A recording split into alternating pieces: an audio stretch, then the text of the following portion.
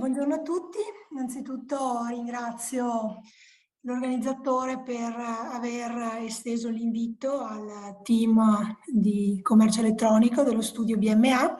Io sono Federica Bardini e collaboro appunto come avvocato nello studio e faccio parte del team che è appunto coordinato dall'avvocato Francesco Foltrana, che avete già conosciuto.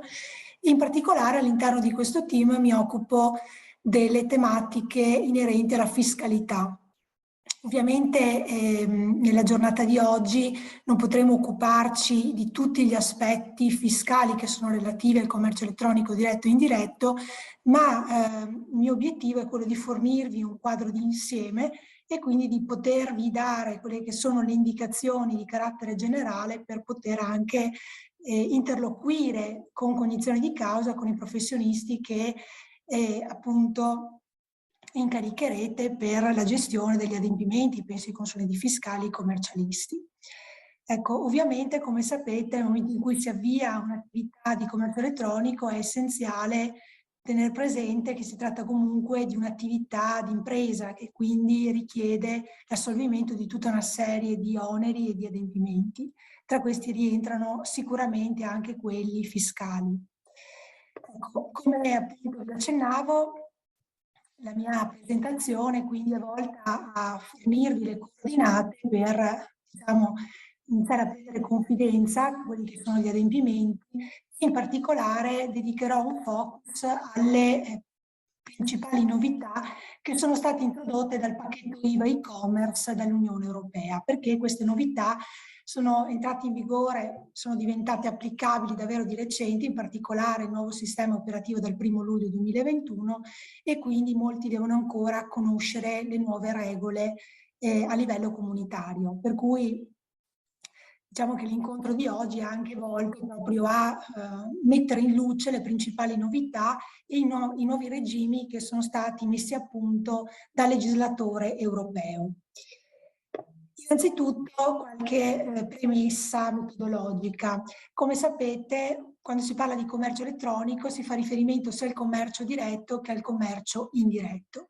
Per commercio elettronico diretto si intende la cessione e la consegna di beni effettuate online. Quindi stiamo parlando appunto della vendita di beni virtuali o delle prestazioni di servizi online. In questo caso le prestazioni si concludono e si eseguono telematicamente.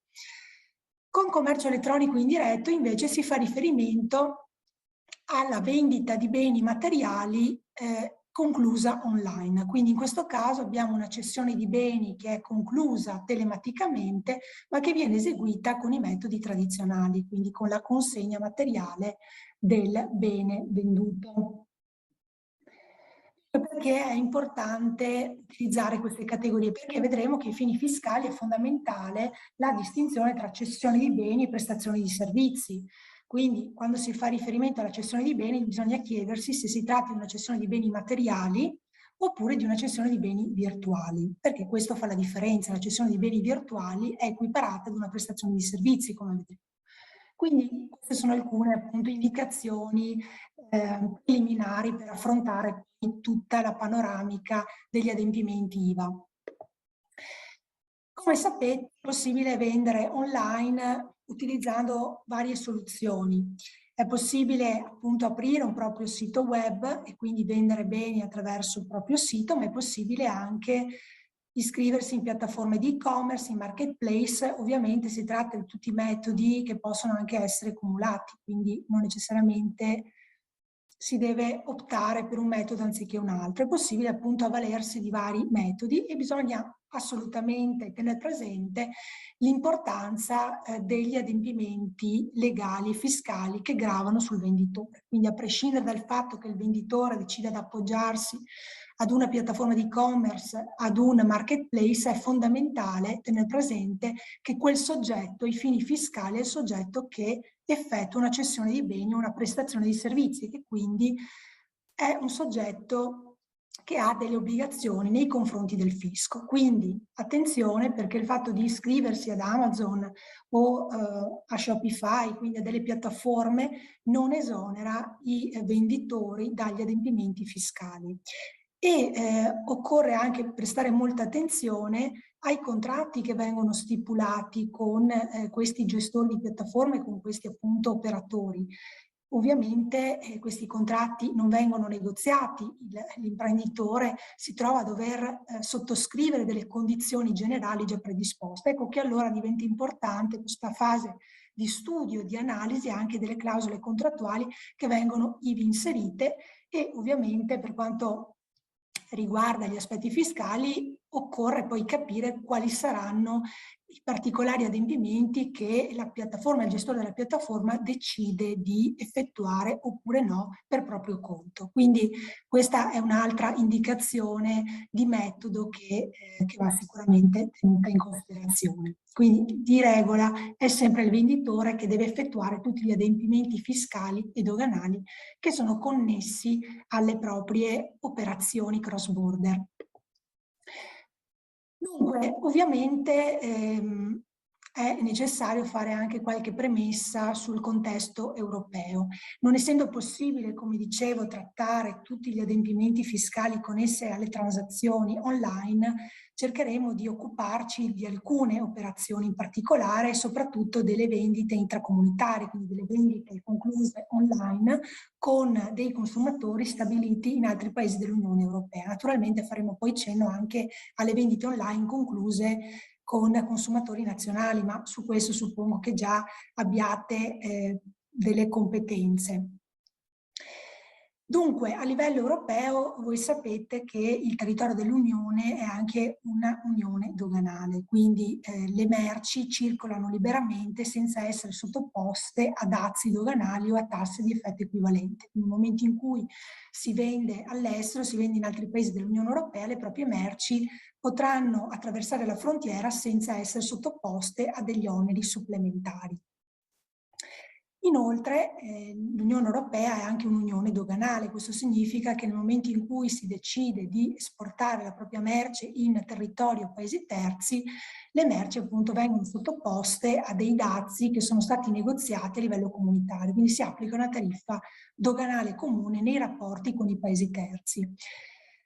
Ecco, la direttiva del 2006 numero 112 è una direttiva importante perché è la direttiva IVA, quindi è la direttiva madre che poi è stata attuata a livello interno con il decreto presidenziale 633 del 1972. Noi adesso andremo a vedere quelle che sono le disposizioni principali della direttiva IVA europea, però queste disposizioni poi le troviamo pari pari proprio nel testo nazionale di recepimento. Perché ci concentriamo sul testo della direttiva anziché sul testo diciamo interno nazionale? Perché le disposizioni della direttiva sono disposizioni valide per tutto il mercato interno e quindi credo sia importante proprio che si colga questo aspetto, cioè che le regole che andremo ad analizzare sono regole che valgono per tutti i paesi dell'Unione Europea, quindi che l'imprenditore decida di vendere solo in Italia o decida di vendere all'estero sa che le regole IVA sono appunto stabilite sostanzialmente in modo uniforme. Attenzione perché la direttiva IVA ha un ambito di applicazione territoriale che non è coincidente perfettamente con il territorio dell'Unione doganale. Abbiamo dei paesi, dei territori che sono considerati terzi, come per esempio le isole Canarie, Campione d'Italia, le acque italiane di Lugano, Livigno, eccetera. Quindi abbiamo degli articoli della direttiva IVA, gli articoli 5 e seguenti, che individuano esattamente quelli che sono i territori e i paesi da considerare terzi, quindi da non considerare come territori dell'Unione Europea. Ecco, mi sono permessa appunto di fare questa puntualizzazione perché le isole Canarie sono spagnole, quindi potrebbero essere equiparate a territorio comunitario, mentre i fini IVA appunto devono essere considerate come paesi terzi. Questo significa che le vendite verso i paesi terzi non saranno soggette a tutte le regole che appunto andremo ad analizzare, che riguardano invece le vendite intracomunitarie. Dunque, la direttiva IVA è una direttiva costruita in modo molto ordinato, che quindi ci permette anche un'analisi, diciamo, molto chiara delle disposizioni più importanti. Innanzitutto, la direttiva IVA individua quelle che sono le operazioni imponibili, cioè le operazioni che sono soggette ad IVA. E voi sapete che tra le operazioni imponibili ritroviamo le cessioni di beni effettuate a titolo oneroso nel territorio di uno Stato membro da un soggetto passivo che agisce in quanto tale. In sostanza, i soggetti che esercitano un'attività economica in modo indipendente, nel momento in cui effettuano delle cessioni di beni, devono sottoporre tali cessioni all'IVA. Ovviamente con attività economica si intendono le attività di commercializzazione di beni, di prestazione di servizi, attività agricole, attività professionali, eccetera. Inoltre, tra le operazioni imponibili ritroviamo le prestazioni di servizi effettuate a titolo oneroso, sempre nel territorio di uno Stato membro, da un soggetto passivo, quindi da un soggetto IVA che agisca in quanto tale. Ancora sono imponibili IVA le importazioni di beni, quindi gli acquisti di beni da territori o paesi terzi, e infine gli acquisti intracomunitari di beni effettuati a titolo oneroso nel territorio di uno Stato membro da un soggetto passivo. Il classico esempio dell'imprenditore che acquista merce da un altro soggetto passivo situato in un altro Stato membro dell'Unione Europea. Andiamo ad analizzare in dettaglio il significato di queste macrocategorie. Ovviamente per ciascuna categoria poi andremo a vedere qual è il luogo di imposizione IVA previsto dalla direttiva. Dunque, per cessione di beni si intende il trasferimento del potere di disporre di un bene materiale come proprietario, insomma il trasferimento della proprietà del bene. Attenzione perché la direttiva IVA, all'articolo 14, individua anche delle subcategorie di cessione di beni che poi sono soggette ad una disciplina specifica. In particolare, di recente revisione è la nozione di vendite a distanza intracomunitarie di beni. Con questa nozione si intendono tutte le cessioni di beni che vengono spediti o trasportati dal fornitore o per suo conto a partire da uno Stato membro diverso da quello di arrivo della spedizione o del trasporto. Se il destinatario, nella maggior parte dei casi, è un consumatore, e se i beni sono diversi da mezzi di trasporto nuovi e da beni ceduti previo montaggio o installazione. Quindi, in breve, per vendite a distanza intracomunitaria di beni si intendono le vendite di beni materiali concluse da un soggetto IVA con un consumatore, laddove appunto la spedizione o il trasporto del bene avvenga dal fornitore o per suo conto verso uno Stato membro diverso dal proprio. Ecco che questa categoria include appunto le vendite online concluse con i consumatori di altri paesi. Quindi le vendite a distanza intracomunitarie sono tutte quelle vendite che appunto hanno ad oggetto dei beni, i quali vengono spediti o trasportati verso uno Stato membro diverso dal proprio. Attenzione perché si specifica che deve trattarsi di vendite concluse con i consumatori, salvo determinati casi particolari. Inoltre abbiamo anche un'altra categoria che è la categoria delle vendite a distanza di beni importati da territori o paesi terzi. Quindi qui si fa riferimento alle cessioni di beni che sono trasportati o spediti da un paese terzo ad uno Stato membro dell'Unione. In questi casi, come vedete, vengono utilizzate determinate espressioni, cioè si fa riferimento alle cessioni che siano di beni spediti o trasportati dal fornitore per suo conto, e si fa riferimento anche ai casi in cui il fornitore intervenga sia pure indirettamente nel trasporto o nella spedizione. Quindi è una definizione molto puntuale che va compresa nella sua interezza. Un'altra categoria di operazioni imponibili è quella prevista all'articolo 14 bis della direttiva, che riguarda le cessioni di beni agevolati attraverso l'uso di un'interfaccia elettronica. Attenzione perché la direttiva IVA appunto è stata recentemente modificata e a partire dal 1° luglio 2021 è stata introdotta una presunzione a carico dei gestori di piattaforme online. ossia i gestori di piattaforme si presume che acquistino e rivendano dei beni laddove agevolino la conclusione di determinate transazioni.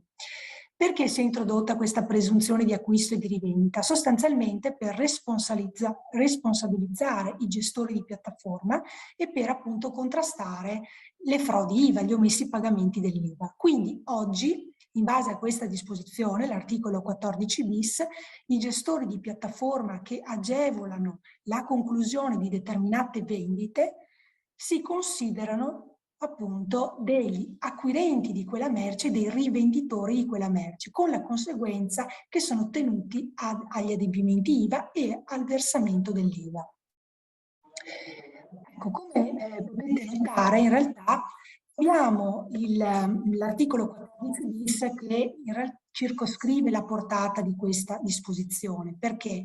Perché riguarda i gestori di piattaforma che agevolano le vendite a distanza di beni importati da territori o paesi terzi con spedizione di valore intrinseco non superiore a 150 euro, e si fa riferimento a quei gestori di piattaforma che agevolano la conclusione delle vendite da fornitori extra UE a consumatori dell'Unione Europea.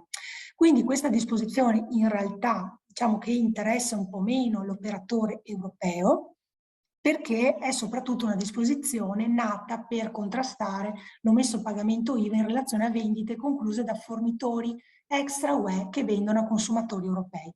Però notate bene, questa disposizione riguarda anche l'agevolazione di vendite a distanza di beni importati da territori o paesi terzi che abbiano un valore non superiore a 150 euro. Quindi in realtà in questo caso il gestore di piattaforma potrebbe anche avere un ruolo per le vendite a distanza concluse da operatori europei, laddove appunto però si tratti di vendite di beni importati da territori o paesi terzi che hanno un valore non superiore a 150 euro. Diciamo che l'incontro di oggi invece è più focalizzato sulle operazioni di vendita online di beni, diciamo, intracomunitari, quindi di beni che sono già stati messi in libera pratica, quindi prodotti nell'Unione Europea o comunque nei confronti dei quali sono già state assolte tutte le burocrazie doganali, tutti gli adempimenti doganali. Però tenete conto che esiste anche questa norma che può avere una rilevanza o per i fornitori extra UE o comunque per le vendite di beni importati da paesi terzi che hanno un valore piuttosto ridotto. E inoltre può avere insomma rilevanza per chi ha interesse a gestire determinate piattaforme elettroniche. Ecco, passiamo adesso alla nozione di prestazione di servizi. Abbiamo visto qual è la nozione di cessione di beni, abbiamo visto per cessione di beni si intende il trasferimento della proprietà di un bene materiale da un soggetto ad un altro. La direttiva IVA afferma che sono prestazioni di servizi tutte quelle prestazioni che non costituiscono una cessione di beni, quindi abbiamo una definizione diciamo negativa, residuale, e con prestazioni di servizi quindi si intendono per esempio le cessioni di beni immateriali, pensiamo ad esempio alla cessione di un diritto di proprietà intellettuale. All'interno di questa macro categoria troviamo anche i servizi TTE, cosiddetti servizi TTE, cioè i servizi di telecomunicazione, teleradiodiffusione e i servizi prestati per via elettronica. Andiamo a vedere meglio questa categoria dei servizi appunto elettronici. La direttiva IVA è accompagnata da tutta una serie di altri atti dell'Unione Europea che vanno a dettagliare il contenuto della direttiva e quindi vanno a completarla e ad aggiungere delle disposizioni di dettaglio. Ecco, questo regolamento di esecuzione che tratteremo spesso è il regolamento 282/2011, è un regolamento che appunto integra e contiene delle disposizioni relative all'IVA. All'interno dell'articolo 7 troviamo una definizione di servizi elettronici. I servizi elettronici sono sostanzialmente i servizi, sono quelle prestazioni automatizzate corredate da un intervento umano che è minimo e impossibile da garantire in assenza della tecnologia dell'informazione. Quindi abbiamo una nozione molto ampia che include tutte le prestazioni automatizzate dove l'intervento dell'uomo è davvero minimo e dove fondamentale invece è l'utilizzo della tecnologia dell'informazione. Abbiamo anche un elenco esemplificativo di servizi forniti per via elettronica. Sono tali la fornitura di siti web e web hosting, la fornitura di software e sistemi di aggiornamento, la fornitura di immagini, di testi, la messa a disposizione di dati. Pensiamo anche semplicemente alla vendita di un ebook, la fornitura di musica, di film, giochi, le prestazioni di insegnamento a distanza. Questi sono tutti esempi di servizi forniti per via elettronica, di servizi online. Adesso passiamo ad analizzare il luogo delle operazioni imponibili, cioè dove queste operazioni imponibili devono essere tassate ai fini IVA in base appunto alla disciplina europea. Il luogo delle operazioni imponibili varia a seconda che si tratti di cessioni di beni o prestazioni di servizi. Ecco perché è fondamentale chiarire preliminarmente il significato di queste categorie. Dunque, la direttiva IVA individua il luogo delle operazioni imponibili, in particolare delle cessioni di beni, agli articoli 31 e successivi, e distingue tra cessioni di beni senza trasporto e cessioni di beni con trasporto. Con riguardo alle cessioni di beni senza trasporto, ricordo che il luogo di imposizione IVA è il luogo dove il bene si trova al momento della cessione. Ovviamente questo è un criterio che in questa fase interessa poco perché oggi vogliamo dedicarci delle vendite online, quindi a noi interessa l'altra categoria, quella delle cessioni di beni con trasporto. Ecco, in base all'articolo 32, la regola generale è che le cessioni di beni con trasporto devono essere tassate dove il bene si trova al momento iniziale della spedizione o del trasporto a destinazione dell'acquirente. Quindi, di regola, le cessioni di beni sono tassate ai fini IVA in base al principio di origine. Tuttavia, sono state introdotte delle deroghe a questa regola di carattere generale e una deroga importantissima è quella prevista dall'articolo 33. Perché l'articolo 33 prevede che le vendite a distanza intracomunitarie di beni sono tassate ai fini IVA nel luogo in cui i beni si trovano al momento dell'arrivo della spedizione o del trasporto a destinazione dell'acquirente. Quindi, facendo un passo indietro e ricordando che stiamo parlando delle vendite a distanza tra imprenditori e consumatori che si trovano in stati membri diversi dell'Unione Europea, questa regola implica che il venditore che venda appunto a distanza e che quindi venda beni a consumatori di altri paesi dell'Unione Europea deve tassare queste operazioni in base alla disciplina che è vigente nello stato del consumatore, perché si suppone che appunto la merce sia spedita o trasportata a destinazione dell'acquirente, che l'acquirente appunto sia stabilito in uno stato membro diverso da quello del venditore. Quindi le vendite cross border di beni, laddove siano concluse con consumatori, quindi non con altri imprenditori, ma con consumatori, sono tassate nel luogo di arrivo della merce, nel luogo di arrivo della spedizione o del trasporto. Questa è una regola molto importante che è stata oggetto di revisione proprio recentemente e quindi a partire dal 1° luglio 2021 è stato espressamente previsto all'articolo 33 che tutte le vendite a distanza intracomunitarie in tutta l'Unione Europea sono soggette a questa regola. Ecco, abbiamo anche altre regole per quanto riguarda le vendite a distanza di beni importati da paesi o territori terzi. Anche in questo caso la deroga riguarda l'applicazione del principio di destinazione, cioè queste vendite si tassano ai fini IVA nel luogo in cui i beni si trovano al momento dell'arrivo, della spedizione o del trasporto. Attenzione perché esistono comunque dei regimi particolari per determinate categorie di beni, in particolare i beni d'occasione, gli oggetti d'arte, da collezione, da antiquariato. Quindi se il vostro business riguarda questi particolari oggetti, occorre applicare i regimi di margini, gli altri regimi IVA che sono sempre contemplati dalla direttiva. Quindi dovremmo appunto distinguere il trattamento IVA.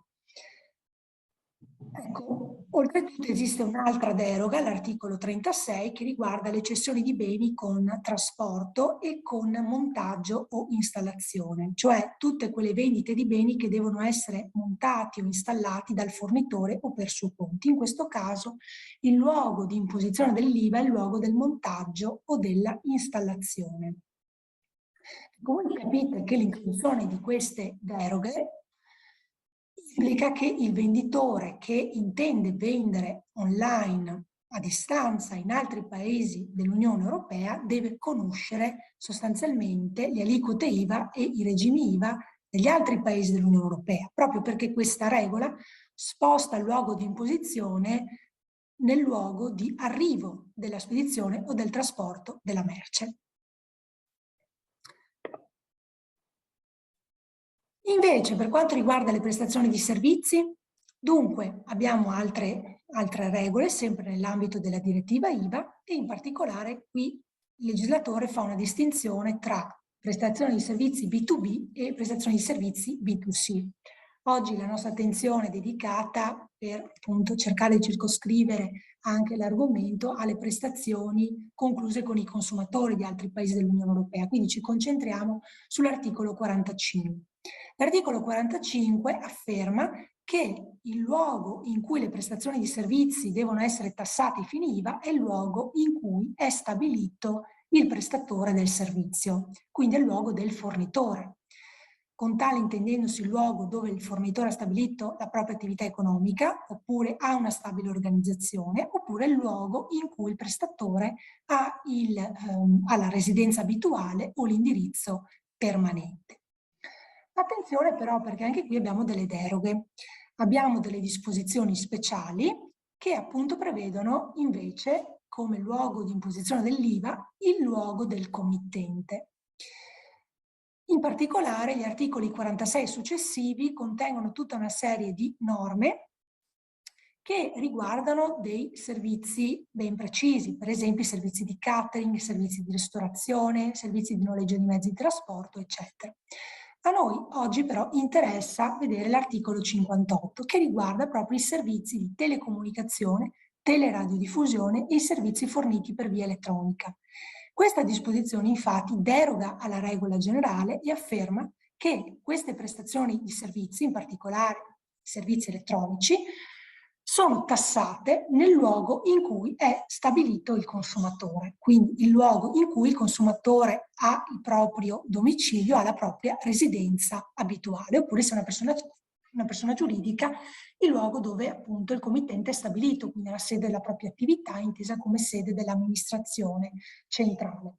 Quindi vedete che il regime IVA non è proprio così agevole, perché esistono dei principi di carattere generale delle regole, ma esistono anche tutta una serie di eccezioni. E quindi per quanto riguarda le vendite a distanza cross border abbiamo visto che si guarda al luogo del consumatore e lo stesso dicasi anche per le prestazioni di servizi online, quindi per tutte le prestazioni di servizi forniti per via elettronica. Anche in questo caso viene valorizzato il luogo in cui è stabilito il consumatore. Quindi in sostanza si assiste a uno spostamento dal principio di origine al principio di destinazione. Destinazione o della merce o dell'appunto servizio reso via elettronica. Un altro tema che ovviamente va affrontato è quello della individuazione del luogo di stabilimento del destinatario, perché se è un destinatario che ha partita IVA e quindi un soggetto passivo, diciamo che è anche più facile individuare il luogo in cui esso è stabilito, perché in genere si verifica la correttezza del numero di identificazione IVA. Si effettuano i classici controlli, applicano le classiche procedure di sicurezza. Più difficile potrebbe essere individuare il luogo di stabilimento del consumatore, proprio perché non si hanno appunto a disposizione determinate informazioni. Dunque, come si può capire dove è stabilito il consumatore?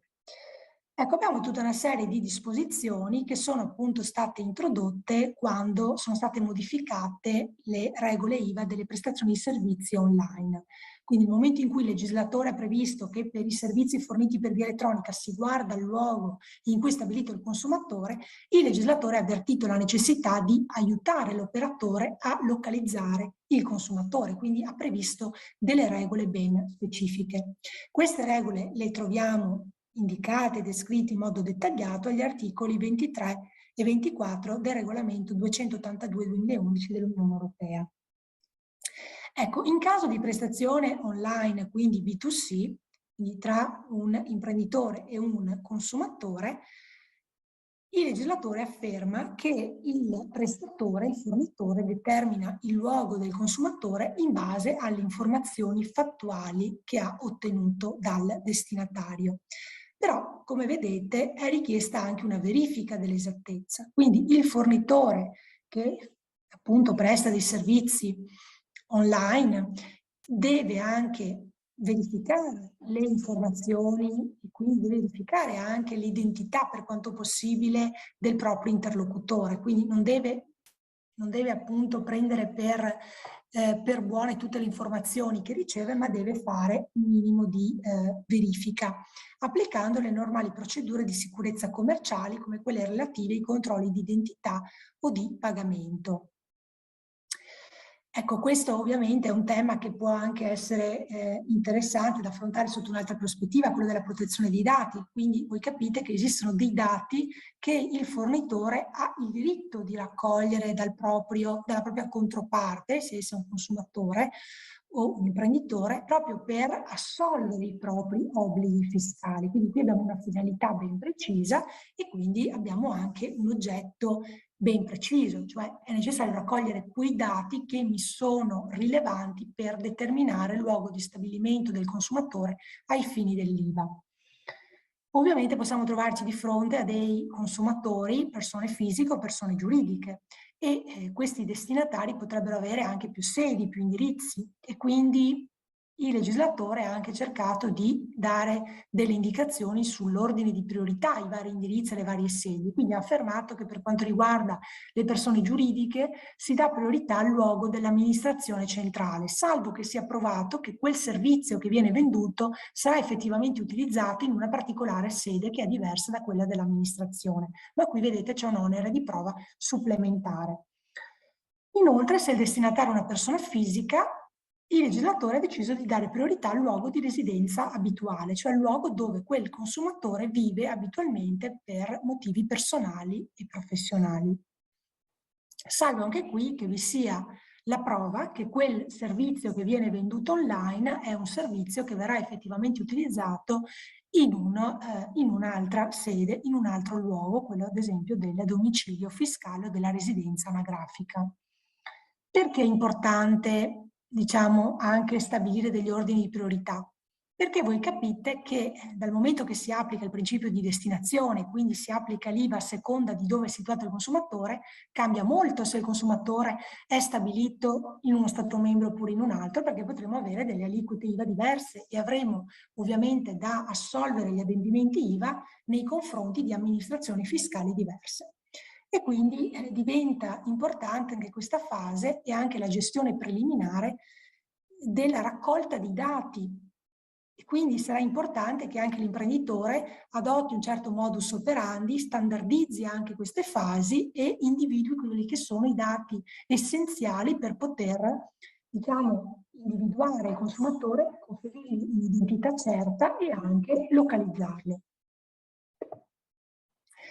Esistono delle presunzioni, perché voi ovviamente starete dicendo che si tratta di, insomma, adempimenti piuttosto onerosi. Il legislatore europeo nella direttiva IVA e quindi tutti i legislatori nazionali che si sono adattati a questa direttiva, a questo atto europeo, hanno previsto delle presunzioni. Quindi ci sono delle regole che agevolano l'individuazione del luogo in cui è stabilito il consumatore. E ora le vediamo. Sono le regole previste dagli articoli 24 bis e successivi del regolamento 282 del 2011. Ho cercato anche di fornirvi i riferimenti normativi in modo tale che abbiate anche poi la possibilità di analizzare, studiare quello che è il quadro normativo più in dettaglio. Dunque, innanzitutto abbiamo la possibilità di identificare in maniera precisa il consumatore senza oneri supplementari laddove il servizio reso sia un servizio che richiede per essere utilizzato proprio la presenza fisica del destinatario. Pensiamo ad esempio alla vendita di un servizio che deve essere utilizzato proprio all'interno di una determinata postazione, di un certo punto telefonico, di una cabina telefonica, di un internet caffè, di un ristorante oppure di un albergo. È evidente che il luogo di fruizione del servizio è necessariamente il luogo di imposizione dell'IVA, cioè si presume che il consumatore si trovi proprio nel luogo in cui è possibile fruire di quel servizio. Però esistono tutta una serie di altri servizi forniti per via elettronica che per esempio richiedono determinati dispositivi. Ecco che allora vengono previste altre presunzioni, per esempio per i servizi che sono fruiti attraverso la linea terrestre fissa del consumatore, ecco che il luogo del servizio, e quindi il luogo dove il consumatore è stabilito, è in sostanza il luogo di installazione della linea terrestre fissa del consumatore. Oppure se si tratta di un servizio che viene fruito attraverso le reti mobili, ecco che si guarda il paese del prefisso nazionale della carta SIM che viene utilizzata dal consumatore. Oppure se si tratta di servizi fruiti attraverso un decodificatore o altro dispositivo analogo, si guarda il luogo di installazione di tale dispositivo. Quindi per i servizi forniti per via elettronica, vedete, ci sono tutta una serie di presunzioni che dovrebbero agevolare l'identificazione del luogo di tassazione dell'operazione ai fini dell'IVA. Però se non si tratta di tutti questi servizi ben precisi, che quindi richiedono particolari dispositivi, in realtà il legislatore ha previsto appunto altri strumenti sempre per semplificare questa individuazione del consumatore, e cioè il legislatore europeo ha affermato che occorre che almeno 2 elementi di prova non si contraddicano. E quindi il legislatore ha previsto una serie di informazioni che il fornitore deve tenere in considerazione per localizzare il consumatore. Se almeno 2 di questi elementi di prova comunque conducono alla localizzazione del consumatore in un determinato paese, ecco che il venditore può applicare l'IVA dovuta in quel paese, quindi può presumere che quel consumatore sia stabilito, quindi abbia la residenza abituale, appunto l'indirizzo permanente proprio in quello Stato membro. Ecco, vedete che questi sono gli elementi che il legislatore considera rilevanti, che quindi devono essere tenuti in considerazione per identificare il luogo del consumatore. L'indirizzo di fatturazione, per esempio, oppure l'indirizzo di protocollo internet del dispositivo utilizzato dall'utente, o ancora le coordinate bancarie. Quindi, in base a dove è ubicato il conto corrente, io posso presumere che quel consumatore sia un residente o abbia un indirizzo permanente, oppure il prefisso del paese integrato nella carta SIM, oppure ancora altre informazioni commerciali pertinenti. Quindi, nel momento in cui io presto un servizio online ad un consumatore di un altro paese dell'Unione Europea, io devo riuscire a localizzarlo. Per localizzarlo ho tutta una serie di dati che devo comunque considerare, devo analizzare per questo obiettivo. Se riesco appunto a raccogliere 2 elementi di prova concordanti, ecco che riesco allora a poter individuare quello che è il luogo di imposizione dell'IVA relativo alla prestazione di servizi cross border che concludo.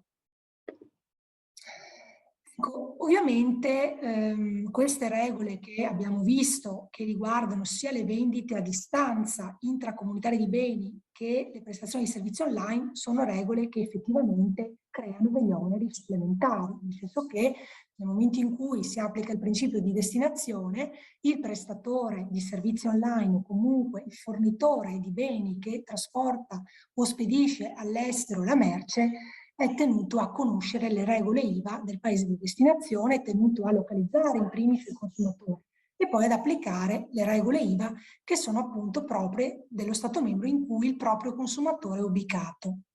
Ecco che allora è stata prevista una soglia di rilevanza pari a 10.000 euro per quindi tutte le piccole e medie imprese o le microimprese che in sostanza concentrano il proprio business in Italia, comunque nel proprio Stato membro di appartenenza e che quindi vendono davvero in misura ridotta all'estero. Ecco, allora, se un piccolo imprenditore vuole affacciarsi al commercio intra-UE, quindi vuole vendere in altri paesi dell'Unione Europea, ma vuole comunque mantenere un fatturato ridotto, può comunque, diciamo, contare su un regime IVA più semplice. Perché? Perché appunto per quei fornitori di beni appunto materiali ma che vengono spediti in altri paesi dell'Unione Europea, quindi fornitori di beni a distanza, e per i fornitori di servizi online che vendono all'estero, sotto una soglia di fatturato di 10.000 euro, ecco che tali soggetti possono applicare l'IVA in base al principio di origine, quindi a seconda del proprio stato di appartenenza. Quindi le deroghe che abbiamo visto per le vendite a distanza di beni intracomunitarie e per le prestazioni di servizi online, sempre cross border, valgono salvo che appunto l'operatore non abbia un fatturato particolarmente rilevante. Quindi fino a 10.000 euro si applica l'IVA del proprio paese, del paese del fornitore, del paese di spedizione, di trasporto, cioè paese di partenza della merce. Ovviamente è una regola che riguarda esclusivamente quei venditori, quei fornitori che non superano la soglia di fatturato di euro 10.000 né nell'anno solare corrente né nell'anno solare precedente e che abbiano un'unica sede, quindi, o meglio, che abbiano sede solo in uno Stato membro. Quindi, laddove stiamo parlando di un'impresa che ha un fatturato cross border inferiore a 10.000 euro, ma che ha sedi in più di uno Stato membro dell'Unione, ecco che questa regola non trova applicazione. È una regola proprio pensata per quelle piccole imprese che sono stabilite solo in uno Stato membro e che si affacciano al commercio elettronico diretto e indiretto, ma che appunto non hanno ancora raggiunto un fatturato tale da poter assolvere degli oneri come quelli che abbiamo appena previsto, abbiamo appena analizzato. Quindi per questi piccoli imprenditori il legislatore europeo dice attenzione, loro possono continuare ad applicare l'IVA nazionale in sostanza, quindi possono trattare quelle transazioni come se fossero delle transazioni domestiche, per cui applicheranno l'IVA che è prevista nello Stato in cui essi sono stabiliti, essi hanno il loro indirizzo, o comunque possono applicare l'IVA se si parla di vendite di beni in base al luogo di partenza del trasporto e della spedizione. Attenzione però, perché nel momento in cui questi piccoli imprenditori superano la soglia in corso d'anno, da quel momento devono rispettare le regole che abbiamo appena visto, quindi devono applicare il principio di destinazione. Quindi devono capire dove il consumatore è localizzato e devono applicare il regime IVA che è appunto previsto dallo sottomembro del consumatore, quindi della propria controparte commerciale. Ecco perché allora potrebbe anche essere vantaggioso comunque optare per l'applicazione delle regole generali. Quindi anche la piccola e media impresa, quindi anche quel soggetto che potrebbe fruire di questo regime, potrebbe decidere comunque di applicare fin da subito le regole generali che valgono per tutti e quindi affermare che tutte le transazioni saranno soggette all'IVA nel paese di destinazione, questo per ovviamente evitare che la soglia venga per esempio superata durante l'anno e che quindi crei anche la necessità di modificare il proprio modus operandi. Ovviamente nel momento in cui questi soggetti passivi decidono di optare per l'applicazione del regime ordinario devono prestare attenzione perché questa opzione poi ha una durata di 2 anni solari. Possiamo allora fare una sintesi e analizzare, diciamo, quello che è il regime IVA del vigente per le operazioni concluse con consumatori, siano essi stabiliti in Italia, siano essi stabiliti in altri paesi dell'Unione Europea. Dunque, innanzitutto andiamo a riassumere quelle che sono le regole IVA per le cessioni nazionali B2C di beni materiali online. Quindi pensiamo appunto all'imprenditore che vuole vendere online a consumatori situati in Italia. In questo caso le vendite online di beni materiali vengono equiparate alle vendite per corrispondenza. Quindi non è obbligatorio emettere la fattura, tuttavia il venditore è tenuto, laddove questa sia richiesta dal consumatore, dal compratore, non oltre il momento di effettuazione dell'operazione. Naturalmente, se viene emessa la fattura, poi questa dovrà essere annotata. Per le vendite online B2C, concluse in Italia, non è nemmeno obbligatorio memorizzare e trasmettere i dati dei corrispettivi. E inoltre non è obbligatorio emettere il documento commerciale, quindi abbiamo sicuramente una semplificazione di tutti gli adempimenti IVA perché sono vendite equiparate alle vendite per corrispondenza. Sottolineo, stiamo parlando delle vendite B2C, quindi delle vendite verso dei consumatori, non delle vendite B2B, quindi verso imprenditori. Resta tuttavia fermo l'obbligo di registrare i corrispettivi e di annotare, come dicevo, le eventuali fatture emesse su richiesta del compratore. Quindi diciamo che le vendite online di beni materiali si applica questo regime. Qual è invece il regime che si applica per le vendite online intra-UE, quindi per le vendite concluse con consumatori di altri paesi dell'Unione Europea? Come abbiamo visto, si applica il principio di destinazione, quindi in sostanza queste vendite sono tassate nel luogo di arrivo della spedizione o del trasporto a destinazione dell'acquirente. Però dobbiamo tenere presente che fino al 30 giugno del 2021 le regole erano diverse, quindi per questo che è importante soffermarsi sulla portata delle nuove regole IVA. Mettiamo appunto in luce quelle che sono le differenze rispetto al regime previgente, quindi che magari qualcuno di voi già conosceva molto bene e che appunto o che sapeva che il proprio commercialista applicava.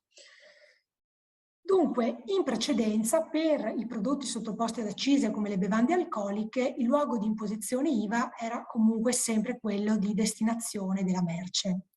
Mentre per i prodotti non sottoposti ad accise, il luogo di imposizione IVA dipendeva proprio dall'importo globale che veniva raggiunto durante l'anno solare. Quindi gli imprenditori che vendevano all'estero delle merci, quindi sfruttavano proprio il commercio elettronico indiretto, quindi vendevano online beni materiali, che quindi poi facevano spedire per loro conto le merci al consumatore, questi imprenditori dovevano prestare particolare attenzione al fatturato che realizzavano nei vari Paesi membri in cui commercializzavano, perché ogni paese poteva fissare una soglia o di 35.000 euro o di 100.000 euro per appunto determinare l'obbligo di applicare il proprio regime IVA. Che cosa significa? Che nel momento in cui un imprenditore decideva di vendere la propria merce in Francia, in Germania, in Spagna, poteva applicare il proprio regime IVA nazionale, quindi poteva tassare quelle operazioni come fossero cessioni nazionali, quindi poteva applicare l'IVA italiano. Tuttavia, se quelle vendite verso gli Stati membri raggiungevano le soglie di fatturato che gli Stati membri prevedevano, di 35.000 euro, 100.000 euro, a partire dal superamento della soglia, dovevano necessariamente appunto tassare le operazioni nel luogo del consumatore, nel luogo di arrivo della merce. Quindi in alcuni paesi la soglia era più bassa di 35.000 euro, in altri era più alta di 100.000 euro, quindi l'imprenditore che superava queste soglie, quindi vendeva in Germania oltre soglia, era costretto a registrarsi ai fini IVA in quel paese, a nominare un proprio rappresentante IVA in quel paese, quindi a tassare le operazioni in base appunto al regime tedesco. Idem se decideva di vendere in altri paesi. Quindi, diciamo, nel corso dell'anno solare l'imprenditore doveva prestare attenzione a seconda che superasse oppure no il massimale che appunto variava da Stato membro a Stato membro. Quindi doveva in sostanza contabilizzare quelle che erano le operazioni che venivano concluse cross border e doveva capire qual era diciamo, l'importo al netto di IVA che raggiungeva vendendo merce verso un determinato Stato membro. Quindi poteva capitare che ad esempio la soglia venisse superata per le vendite in Germania, ma non venisse superata per le vendite in Spagna. E quindi in questo caso l'imprenditore doveva applicare regimi IVA diversi, perché nel momento in cui superava la soglia, ripeto, doveva applicare l'IVA in base allo Stato membro del proprio consumatore. e quindi doveva applicare il principio di destinazione. Quindi di regola, prima del 1° luglio 2021, per le vendite a distanza cross-border si applicava il principio di origine, quindi l'imprenditore applicava l'IVA del proprio Stato membro di appartenenza, ma nel momento in cui superava le soglie verso determinati Stati membri, ecco che allora era tenuto ad applicare il principio di destinazione e quindi doveva tassare le operazioni in base appunto all'aliquota IVA del consumatore, dello Stato membro del consumatore, e doveva in particolare effettuare degli adempimenti, perché non basta applicare l'IVA del consumatore, ma bisogna anche registrarsi ai fini IVA nello Stato membro del consumatore, il che significa che bisogna avviare tutta una serie di adempimenti fiscali per poter operare in quello Stato membro come soggetto passivo, oppure è necessario nominare un rappresentante fiscale, quindi un soggetto che appunto effettui gli adempimenti per proprio conto. Questo era appunto il quadro prima del 1° luglio del 2021, quindi fino a qualche mese fa. Dal 1° luglio 2021, come abbiamo già anticipato prima, in base all'articolo 33, tutte le vendite di beni online, la norma più ampia parla di tutte le vendite a distanza di beni, ma ovviamente sono incluse le vendite online, sono tassate ai fini IVA nel luogo in cui la merce arriva a destinazione dell'acquirente. Stiamo parlando sempre di vendite a distanza B2C, quindi di vendite concluse con consumatori, e di vendite di beni che vengono spediti, trasportati dal fornitore per il suo conto, dove comunque il fornitore ha un ruolo nella spedizione o nel trasporto. Oggi in sostanza quindi la regola generale è sempre il principio di destinazione. Non ci sono più le soglie di 35.000 euro, di 100.000 euro che variano da paese a paese. L'imprenditore che vende all'estero beni materiali, in particolare che vende in altri Stati membri dell'Unione Europea, sa che deve applicare l'IVA del paese di destinazione, quindi l'IVA del proprio consumatore, salvo che non raggiunga la soglia di 10.000 euro, perché se rimane sotto quella soglia che abbiamo visto prima, che vale sia per le vendite a distanza di beni che per i servizi online di soli 10.000 euro, ecco che allora l'imprenditore può avvalersi di questa norma di favore volta appunto ad agevolare le piccole e medie imprese e le microimprese. Quindi se il fatturato totale, quindi in tutti gli Stati membri dell'Unione Europea, è inferiore a 10.000 euro, quindi il fornitore di beni o di servizi online non vende, non presta servizi oltre 10.000 euro in un anno verso altri Stati membri dell'Unione, ecco che allora può continuare ad applicare l'IVA in base al principio di origine. Però, come capite, è una soglia ormai talmente bassa, quella di 10.000 euro, che è davvero contemplata per, diciamo, le prime esperienze che un imprenditore vuole fare in altri Stati membri dell'Unione Europea, perché ovviamente è una soglia che adesso è unica a livello europeo, quindi è una soglia che deve in qualche modo riguardare tutte le vendite di beni cross-border in tutti gli Stati membri dell'Unione Europea, quindi è sufficiente superare 10.000 euro anche sommando tutte le vendite verso consumatori di Stati membri diversi dell'Unione.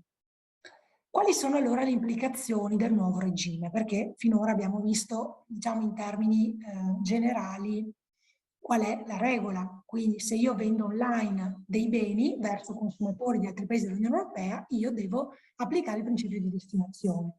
Quindi devo preliminarmente capire dove è localizzato il mio consumatore e poi devo appunto applicare l'IVA che è dovuta in quello Stato membro. Però appunto per poter fare queste operazioni devo necessariamente allora avere una partita IVA in quello Stato membro, quindi devo iscrivermi, devo registrare l'IVA nello Stato membro del consumatore o devo appunto nominare un rappresentante fiscale in quello Stato membro, perché sarò tenuto poi a rispettare tutti gli adempimenti IVA previsti da quello Stato membro. Naturalmente un sistema di questo tipo, una rivoluzione anche, potremmo dire, di questa regola, avrebbe creato davvero dei costi eccessivi, dei costi davvero altissimi per le imprese. Ecco che allora dal 1° luglio 2021 non solo sono entrate in vigore delle nuove regole IVA, quelle che abbiamo appena visto, ma sono stati introdotti anche dei nuovi regimi IVA per semplificare gli adempimenti a carico dei venditori e dei prestatori di servizi che vendono in altri paesi dell'Unione Europea. E in particolare il regime a disposizione degli operatori europei è il cosiddetto regime OSS, oppure One Stop Shop. Questo è un regime in sostanza che consente di semplificare al massimo tutti gli adempimenti che sono connessi alle vendite a distanza di beni in altri paesi dell'Unione Europea, in particolare le vendite di beni B2C. Stiamo allora a vedere in dettaglio quali sono queste nuove regole che sono a disposizione degli imprenditori di fornitori. Attenzione, sottolineo, sono a disposizione perché è un regime opzionale, ma è un regime assolutamente vantaggioso, come andremo a vedere, perché rappresenta l'alternativa all'obbligo di doversi registrare in tutti gli Stati membri dove si vuole operare. Supponiamo che un imprenditore voglia vendere in 10 Stati membri dell'Unione Europea, in base alle nuove regole IVA, se vende appunto e supera la soglia di 10.000 euro annua, è tenuto sostanzialmente a registrarsi in altri 10 paesi dell'Unione Europea. I fini IVA a nominare rappresentanti fiscali, deve conoscere le regole IVA degli altri paesi dell'Unione Europea, quindi deve interfacciarsi con 10 amministrazioni fiscali diverse. Qual è allora l'alternativa? L'alternativa è il regime OSS, One Stop Shop, che nasce con il pacchetto IVA per l'e-commerce. È un pacchetto importante che il legislatore europeo ha introdotto a partire dal 2017, che poi ha anche integrato e aggiustato nel 2019. Vedete, qui abbiamo un elenco di tutta una serie di direttive, di regolamenti europei che hanno introdotto delle regole assolutamente innovative per semplificare gli adempimenti IVA. Perché ne parliamo proprio in questo contesto? Perché questo pacchetto ha, diciamo, modificato il regime IVA, come abbiamo visto, delle vendite a distanza dei beni e delle prestazioni di servizi online, ma anche perché è un pacchetto che nasce proprio nell'ambito della strategia per un mercato unico digitale europeo, ossia il commercio elettronico ha rappresentato proprio per il legislatore europeo la chiave per poter promuovere una riforma delle regole IVA, cioè il commercio elettronico ha stimolato la necessità di riformulare le disposizioni IVA, di rivedere il sistema precedente, quello che appunto prevedeva soglie di 35-100.000 euro varie da paese a paese. Quindi il quadro normativo IVA previgente era un quadro che non era più compatibile con il commercio elettronico. Quindi grazie, diciamo, alla strategia per un mercato unico digitale nel commercio elettronico c'è stata una vera e propria riforma delle regole IVA che oggi riguardano non solo le vendite online, ma come abbiamo visto le vendite a distanza, quindi anche le vendite non necessariamente concluse attraverso servizi elettronici, ma tutte le vendite che comunque richiedono il trasferimento della merce, la spedizione, il trasporto della merce da un paese ad un altro. Quindi il commercio elettronico come chiave di volta per anche una riforma delle regole IVA a livello comunitario.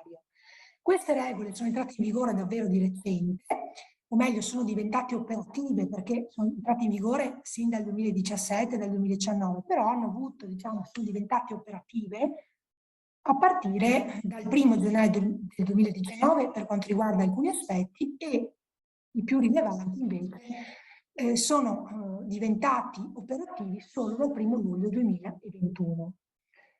Quali sono stati gli obiettivi perseguiti dal legislatore europeo? Quindi ci consentono anche di cogliere il senso di queste regole che stiamo andando ad analizzare. Semplificare gli adempimenti fiscali e armonizzare, cioè prevedere che a prescindere dal luogo in cui vendo o presto servizi, le regole sono le medesime a livello comunitario. Quindi semplifico le regole e le armonizzo.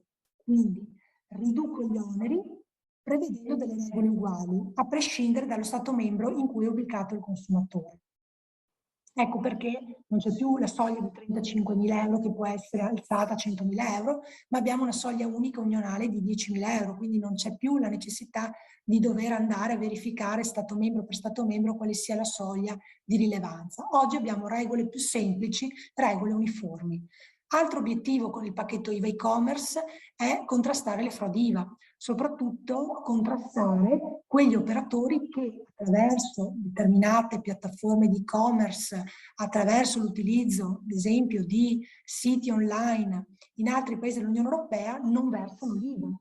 commettono delle irregolarità IVA, quindi l'obiettivo è anche di tutelare la ragione fiscale e inoltre eliminare distorsioni di concorrenza tra operatori UE ed extra UE. Quali sono allora le principali novità introdotte? Quella che abbiamo analizzato: cambia il luogo di imposizione IVA delle vendite a distanza intra-UE, tutte le vendite sono determinate in base al principio di destinazione, ma viene prevista una soglia di 10.000 euro a favore delle piccole e medie imprese, che possono continuare fino a questa soglia ad applicare l'IVA nazionale. Altra novità, responsabilizzazione del ruolo delle piattaforme elettroniche che facilitano le cessioni di beni da fornitori extra UE a consumatori UE. Questa è anche una regola molto importante perché elimina eventuali distorsioni di concorrenza tra fornitori europei e fornitori extraeuropei. Quindi, responsabilizzando i gestori di piattaforma, siamo sicuri che anche le vendite di beni concluse da fornitori esterni all'Unione Europea vengono tassati con IVA. La novità però più importante che adesso andiamo a vedere è l'introduzione di un sistema centralizzato e digitalizzato per l'assolvimento dell'IVA connessa appunto alle operazioni cross border. Il cosiddetto appunto regime OSS di cui vi accennavo prima. Il regime One Stop Shop è un nuovo regime che è appunto operativo dal 1° luglio 2021 e che è appunto funzionale a semplificare tutti gli adempimenti IVA connessi sia alle prestazioni di servizi online che alle vendite a distanza di beni verso consumatori dell'Unione Europea.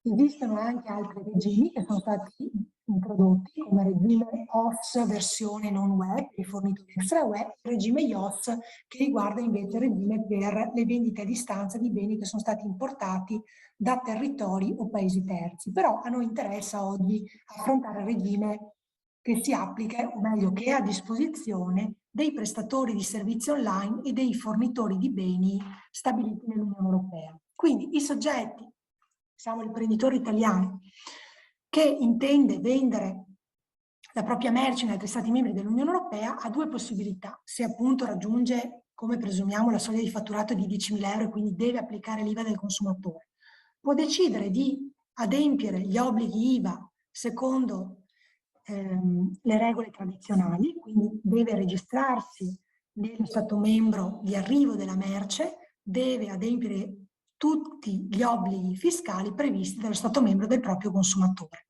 il che significa che se vende in 15 Stati membri dell'Unione Europea deve appunto calcolare tutti i costi che sono connessi alla registrazione ai fini IVA in tutti questi Stati membri dell'Unione Europea. L'altra alternativa è appunto sfruttare questo nuovo sistema, il sistema One Stop Shop.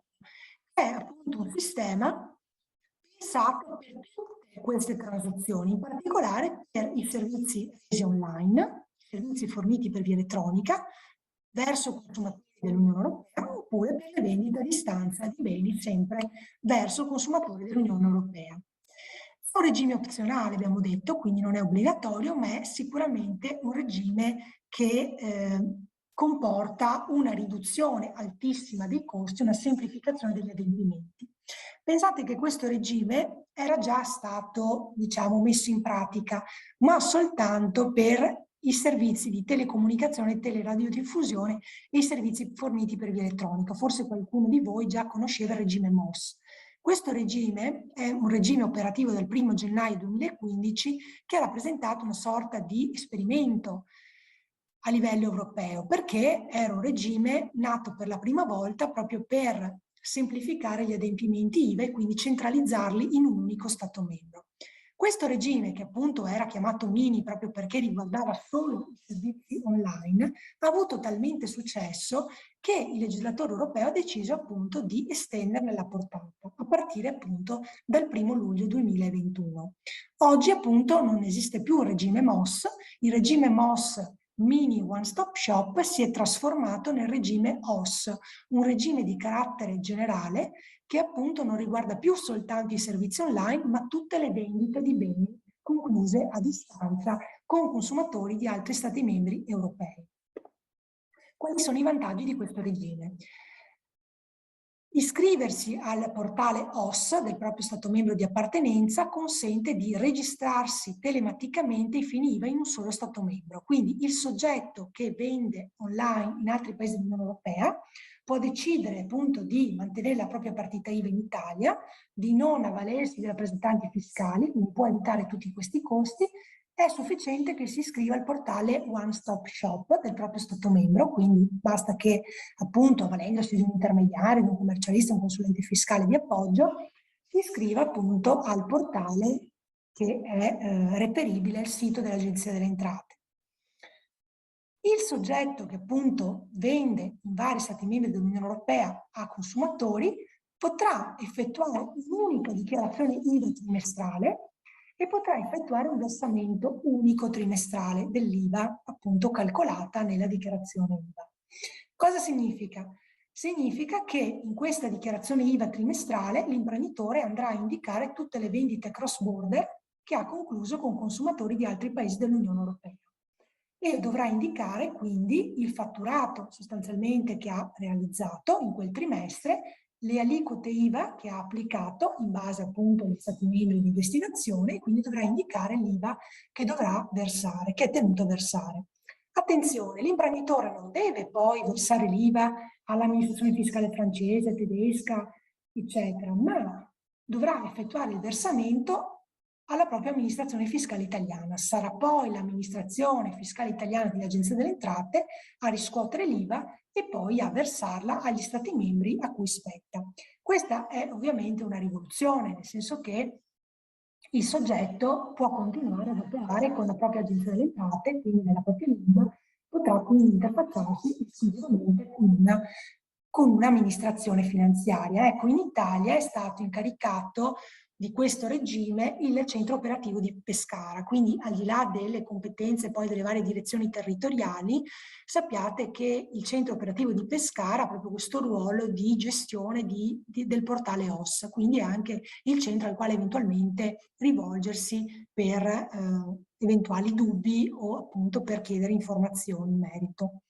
Attenzione perché il regime OSS, aderire a questo regime implica anche l'esonero dagli obblighi di fatturazione, quindi l'imprenditore che vende merce online a consumatori di altri Paesi membri, pensiamo all'imprenditore che vuole vendere la propria merce in Spagna, in Portogallo, in Grecia, questo imprenditore che aderisca al regime OSS può effettuare tutti gli adempimenti attraverso il portale, quindi in via telematica, senza oneri ulteriori, e può appunto evitare di fatturare, di emettere la fattura per le operazioni. Per le operazioni che rientrano nel regime OSS vi è l'esonero dagli obblighi di fatturazione e se si decide comunque di emettere la fattura per vari motivi, si può applicare la disciplina del proprio Stato membro di appartenenza, quindi la fatturazione dovrà avvenire in conformità alle proprie regole. Qual è l'ambito di applicazione di questo regime? Qui andiamo veloce perché in realtà l'abbiamo già detto. Questo regime riguarda tutte le vendite concluse a distanza con consumatori che appunto chiedono la spedizione o il trasporto della merce in un altro Stato membro dell'Unione, quindi non posso avvalermi di questo regime per le vendite online con consumatori situati in Italia e quindi in questo caso è una cessione puramente nazionale, quindi abbiamo visto per quella cessione applico il regime delle vendite per corrispondenza e applico in qualche modo il regime IVA ordinario, per cui mi avvalgo della dichiarazione IVA che appunto già devo effettuare per altre operazioni. Laddove però le vendite siano concluse con consumatori situati in altri paesi dell'Unione, ecco che allora posso decidere di aderire al sistema OSS. Ovviamente è un sistema che riguarda le vendite a distanza di beni spediti o trasportati dal fornitore per suo conto, esclusi i venditi previo montaggio o installazione. È il luogo di cessione, abbiamo detto più volte, è il luogo in cui appunto i beni si trovano al momento dell'arrivo, della spedizione o del trasporto e quindi quando dovrò andare a effettuare la dichiarazione trimestrale IVA dovrò ricordarmi di distinguere a seconda del luogo in cui ho spedito la merce. Posso valermi però della regola, abbiamo visto per le piccole e medie imprese, regola della soglia di fatturato annuo di euro 10.000, quindi fin tanto che non raggiungo questa soglia di fatturato, in realtà posso continuare ad applicare l'IVA nazionale. Attenzione però, perché nel momento in cui la supero sono costretto ad applicare l'IVA nel paese di destinazione, quindi può essermi conveniente iscrivermi al regime OS. Ripeto, è una norma di favore, quindi una norma pensata esclusivamente per quelle piccole e medie imprese che sono stabilite soltanto in uno Stato membro dell'Unione. Quali sono allora gli obblighi dell'operatore che decide di registrarsi nel portale OS? L'obbligo ovviamente è quello di applicare l'IVA dello Stato membro del consumatore, ossia dello Stato membro in cui sono spediti i beni o prestati i servizi. L'operatore dovrà ovviamente riscuotere l'IVA a carico dell'acquirente, quindi nel momento in cui effettua la vendita deve già applicare l'IVA che è prevista nello Stato membro del proprio consumatore, riscuoterla, raccogliere l'IVA e effettuare gli obblighi dichiarativi di versamento che sono appunto previsti per ogni trimestre. Inoltre è importante ricordare anche l'obbligo di conservare tutta la documentazione per almeno 10 anni, a decorrere dal 31 dicembre dell'anno in cui le operazioni sono state concluse. Ecco, ovviamente non abbiamo moltissimo altro tempo a disposizione, però possiamo anche scorrere velocemente le altre operazioni che sono interessate dal regime OS. Nel regime OS rientrano anche le vendite che sono agevolate dalle interfacce elettroniche, quindi i gestori di piattaforma che appunto agevolano la conclusione di vendite concluse tra fornitori extra UE e consumatori dell'Unione Europea possono avvalersi del regime OS. Qui magari possiamo anche andare più veloce perché forse non è esattamente di vostro interesse conoscere anche quelli che sono gli adempimenti dei gestori di piattaforma, però è utile sapere che anche i gestori di piattaforma oggi hanno delle responsabilità per quanto riguarda soprattutto le vendite di beni, appunto, con le vendite di beni che sono concluse da fornitori extra UE. È importante soprattutto ricordarlo perché oggi diciamo che questo sistema anche facilita i fornitori extra UE, ma anche assicura che i fornitori extra UE assolvano effettivamente l'IVA e quindi non diciamo approfittino anche dei mezzi a volte elettronici per in qualche modo non registrarsi finiva negli Stati membri per concludere operazioni con consumatori dell'Unione Europea senza appunto poi assolvere l'IVA, quindi in qualche modo creando delle distorsioni della concorrenza a carico degli imprenditori europei. Oggi appunto si dice se i fornitori extra UE vendono a un consumatore europeo, attenzione perché i fini fiscali quell'operazione la dobbiamo in qualche modo frammentare su due operazioni, c'è una fictio iuris. Il venditore extra UE è come se vendesse la piattaforma e quindi il fornitore extra UE concluderà una transazione B2B, la piattaforma invece è come se rivendesse al consumatore, quindi è come se concludesse un'operazione B2C. Ecco perché si prevede che anche i gestori di piattaforma possano avvalersi del regime OS, perché anche i gestori di piattaforma, in quanto presunti fornitori, dovrebbero registrarsi ai fini IVA in tutti gli Stati membri dei consumatori, in tutti gli Stati membri, cioè dove vengono spedite o trasportate le merci. E quindi, proprio per agevolare anche gli adempimenti delle piattaforme, si è detto che il regime OS è a disposizione anche dei gestori di piattaforma. Ovviamente non tutti i gestori di piattaforma sono tenuti a questi particolari adempimenti, ma esclusivamente i gestori di piattaforma che facilitano la conclusione delle vendite e allora il legislatore ha cercato di chiarire che cosa si intende per facilitare la conclusione di una vendita. In realtà l'interpretazione è talmente ampia che quasi tutti i gestori di piattaforma sono tenuti a questi adempimenti, salvo che dimostrino, e qui c'è un onere di prova, che in realtà effettuano solo determinate operazioni, quindi si limitano solo alla pubblicità dei beni o al reindirizzamento del consumatore verso altri siti. Anche l'interfaccia elettronica che si registri nel portale OS è tenuta agli stessi adempimenti che abbiamo visto prima per i venditori di beni online. Un'altra slide invece che è dedicata alla sintesi del regime IVA vigente per le operazioni B2C, in particolare per le prestazioni di servizi online. Abbiamo appena visto la sintesi del regime IVA per le vendite online di beni, per le prestazioni di servizi online abbiamo visto, anche qui si applica il principio di destinazione, quindi devo prestare attenzione al luogo in cui è ubicato il mio consumatore e su questo esistono però si è visto delle presunzioni, quindi io posso presumere che il consumatore sia stabilito in un determinato Stato membro utilizzando l'indirizzo di fatturazione, il conto corrente, il prefisso della SIM o l'IP del dispositivo. E anche per queste prestazioni di servizi, proprio perché vale il principio di destinazione, ho la chance di avvalermi del regime OSS. Quindi posso scegliere se registrarmi FINIVA in tutti gli Stati membri dove commercializzo i miei servizi, oppure, ovviamente chance molto più sostenibile sul piano economico, posso appunto iscrivermi nel portale OSS e effettuare un'unica dichiarazione IVA trimestrale, effettuare un unico versamento e non sono tenuto più a registrarmi in tutti gli Stati membri dell'Unione Europea dove si trovano i miei consumatori. Quindi un unico sistema centralizzato e digitalizzato per l'assolvimento dell'IVA. In effetti questo era già possibile prima del 1° luglio 2021, perché il regime mini One Stop Shop era proprio nato per questi servizi forniti per via elettronica verso altri Stati membri dell'Unione. Oggi questo regime non esiste semplicemente perché è stato assorbito nel regime One Stop Shop, quindi oggi diciamo che c'è un'ulteriore semplificazione perché che io venda beni o servizi online so che posso avvalermi del regime One Stop Shop nella versione europea. Un'ultima novità che vorrei illustrarvi è relativa alla nuova direttiva DAC 7 che interessa, meglio, che interesserà i venditori di beni online a partire dal 2023.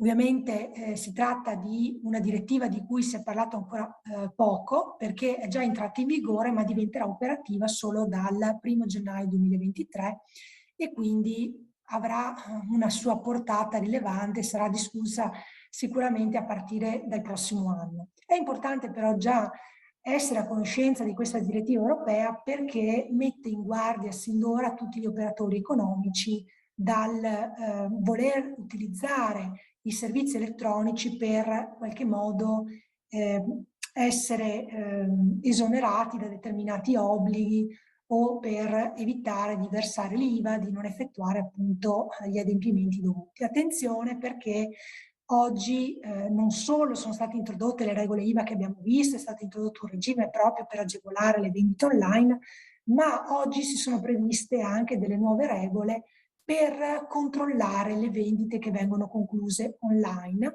per evitare in sostanza che si eviti il pagamento delle imposte dirette sulle vendite concluse mediante servizi elettronici. Quindi diciamo che non si scappa. Le operazioni che sono concluse online sono comunque delle operazioni rilevanti FINIVA, come abbiamo visto, sono delle operazioni che richiedono degli adempimenti fiscali molto importanti, FINIVA, non abbiamo parlato degli adempimenti doganali perché in quel caso avremmo allora dovuto occuparci anche di tutte le vendite extra UE, non era possibile per ragioni di tempo, però voi capite che chi vende online comunque deve tener conto del fatturato che realizza attraverso queste vendite, quindi non solo deve preoccuparsi del regime IVA, quindi degli adempimenti ai fini IVA, ma deve anche preoccuparsi delle imposte dirette, quindi pensiamo all'IRES che è dovuta proprio sulle vendite realizzate attraverso il proprio sito online o attraverso le proprie piattaforme di e-commerce a cui si è iscritti. E allora è importante conoscere la DAC 7, che è una direttiva che è stata introdotta appunto davvero di recente, la direttiva di marzo 2021, che appunto riguarda l'information exchange, cioè riguarda lo scambio di informazioni tra gli Stati membri e in particolare introduce degli obblighi a carico dei gestori di piattaforma che in qualche modo consentono la conclusione di vendite da parte di venditori residenti negli Stati membri dell'Unione verso consumatori dell'Unione Europea. Quindi questa direttiva è una direttiva che prevede dei particolari obblighi di verifica fiscale in capo ai gestori di piattaforma e prevede a carico delle piattaforme addirittura degli obblighi di comunicazione di determinate informazioni fiscali alle autorità fiscali di appartenenza. È una direttiva che il legislatore italiano dovrà implementare entro la fine del prossimo anno e che appunto diventerà operativa dal 1° gennaio 2023. Dunque, che è stata introdotta questa direttiva? Perché oggi le amministrazioni fiscali trovano delle difficoltà a reperire informazioni dalle piattaforme stabilite in altri stati. Quindi le amministrazioni fiscali sanno benissimo che molti venditori si avvalgono di piattaforme stabilite in altri paesi dell'Unione e quindi utilizzano piattaforme, diciamo, di altri stati membri per concludere delle operazioni che sono rilevanti ai fini delle imposte sui redditi. Naturalmente le amministrazioni fiscali possono, diciamo, agevolmente raccogliere delle informazioni se il venditore vende online attraverso delle piattaforme del proprio Stato membro di appartenenza. Più complicato potrebbe essere per l'amministrazione fiscale dello Stato raccogliere informazioni da piattaforme che sono residenti situate in altri paesi dell'Unione.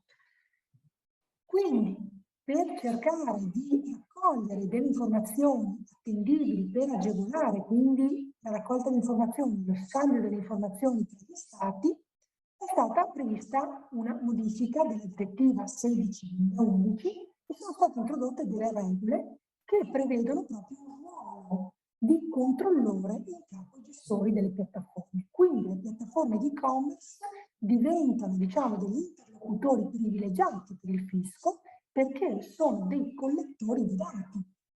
I gestori di piattaforme, proprio perché consentono ai platform sellers di concludere delle operazioni al loro interno, le piattaforme sono appunto dei soggetti affidabili per il fisco perché sono soggetti che possiedono determinate informazioni o comunque sono in grado di raccoglierle e di comunicarle.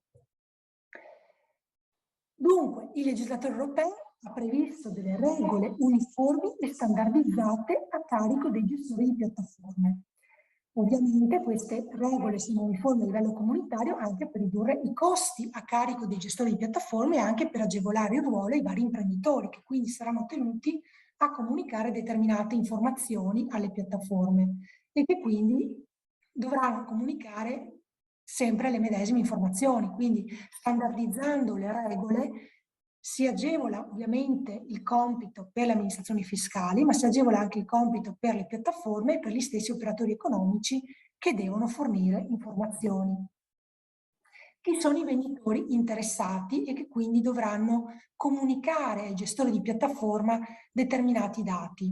Sono tutti quei soggetti, utenti di piattaforme di e-commerce, che svolgeranno attività di una determinata tipologia, in particolare la locazione immobiliare, servizi personali, vendita di beni, noleggio di qualsiasi mezzo di trasporto. Quindi tutti i soggetti che si avvalgono delle piattaforme di e-commerce per mettere in affitto dei beni immobili, per prestare dei servizi personali, per vendere dei beni, per noleggiare mezzi di trasporto, a partire dal 1° gennaio 2023 questi utenti della piattaforma dovranno necessariamente fornire delle informazioni particolari ai gestori delle piattaforme.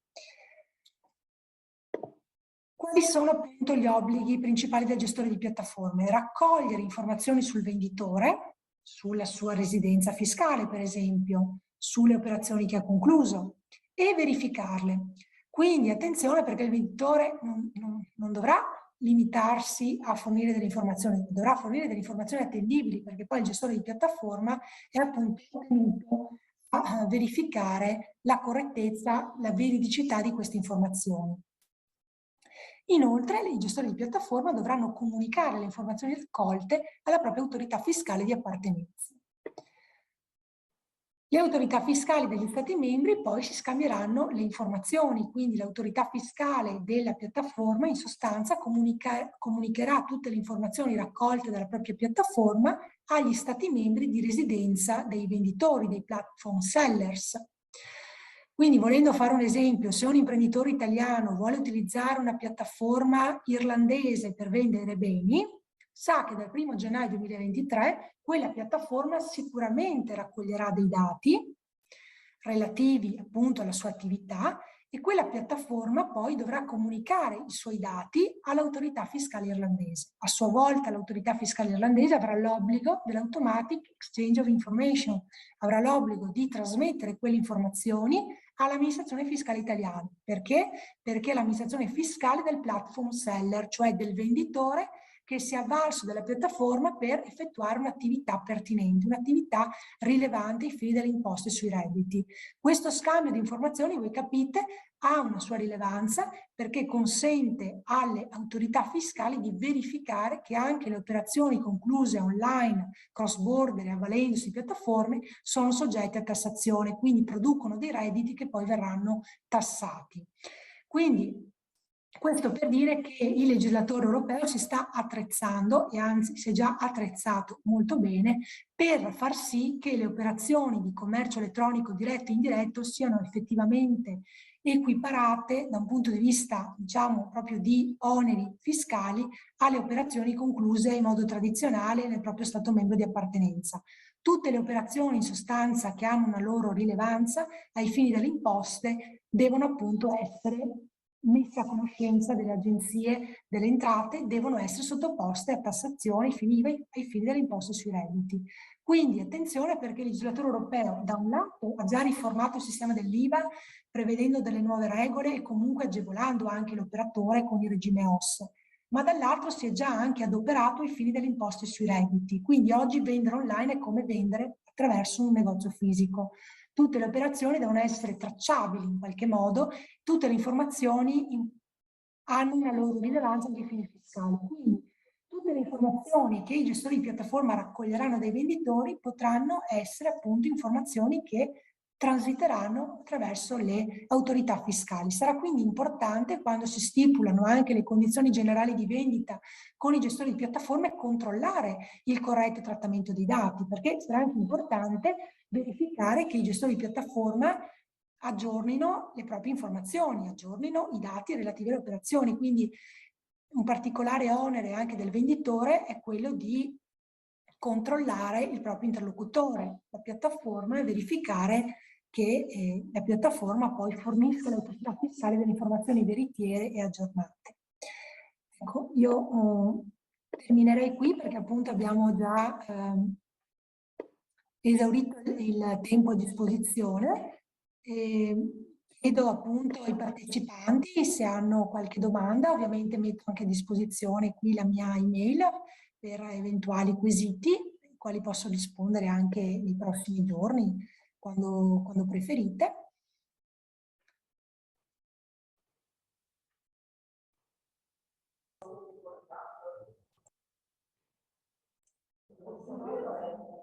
Mi inserisco io chiedendovi la cortesia di compilare questo brevissimo questionario predisposto dai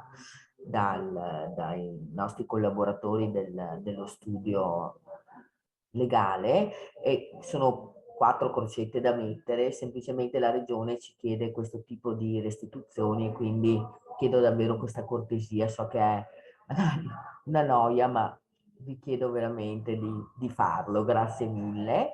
E niente, vediamo se ci sono delle domande, perché l'altro giorno c'erano domande. Prendiamo un secondo.